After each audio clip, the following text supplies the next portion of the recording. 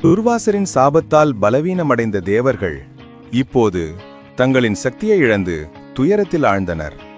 அந்த வேளையில் இந்திரனும் மற்ற தேவர்களும் சாப விமோசனத்திற்காக மகாவிஷ்ணுவின் திருவடியில் சரணடைந்தனர்.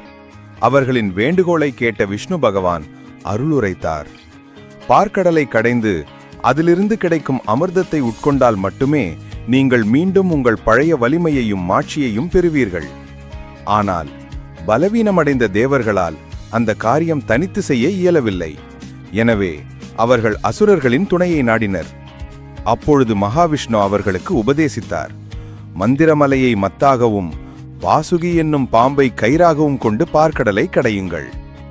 அமிர்தம் கிடைக்கும் என்ற ஆசையினால் அசுரர்களும் தேவர்களும் ஒன்றிணைந்து பார்க்கடலை கடைய சம்மதித்தனர். மகாவிஷ்ணுவின் அருளை உணர்ந்தீர்களா?